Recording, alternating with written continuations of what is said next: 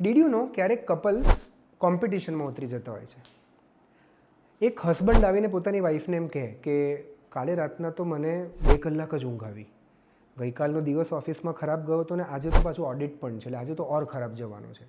તો વાઈફ તૂટી પડે, અરે મને તો આખી રાત ઊંઘ નથી આવી અને મને તો અઠવાડિયાથી ઊંઘ નથી આવતી, મારે કામમાં પ્રોબ્લેમ તો મહિનાથી ચાલી રહ્યો છે, શું તમે આવી રીતે વસ્તુને લો છો?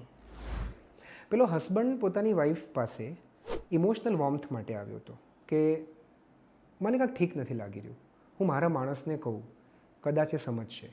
પણ વાઈફ એક પેનના ઓલિમ્પિક્સમાં પડી ગઈ, એટલે most painful day of the award કે ગોલ્ડ મેડલ એ મને મળવું જોઈએ, આને ન મળવું જોઈએ, કારણ કે એને ક્યાં ખબર છે કે તકલીફ શું હોય છે, મારી તકલીફ વધારે છે.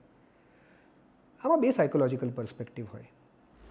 પહેલામાં વાઈફ એમ માને છે કે આનો પ્રોબ્લેમ હું સોલ્વ તો નહીં કરી શકું, પણ એને સારું ફીલ થયું કાંઈક કરું, એટલે જો એને હું બતાડીશ કે આ તારા એકલાનો નથી, આ તો બહુ જનરલાઇઝ પ્રોબ્લેમ છે, તો એને લાઇટલી લેશે કદાચ. આ ક્લાસિક ગેસ લાઇટિંગ કહેવાય, આનાથી કોઈ ફાયદો ના થાય. અને બીજો, વાઈફ એનો પ્રોબ્લેમ સોલ્વ કરવા માટે, એને મોટિવેટ કરવા માટે કે શું ખરાબ દિવસ રડ્યા કરે છે, સ્ટોપ વાઇનિંગ, સ્ટાર્ટ ફાઇટિંગ, જા લડ, બધાના દિવસ ખરાબ જતા હોય છે.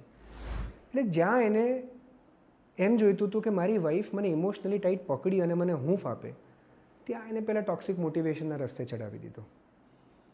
In any marriage, discussion of a problem is not a complain to resolve. I think કપલ્સે એટલીક ઓપન વાત કરતાં શીખવું પડે જેની અંદર પ્રોબ્લમનું ડિસ્કશન હોય, કોમ્પિટિશન નહીં કે કોણ વધારે સારું કે ખરાબ.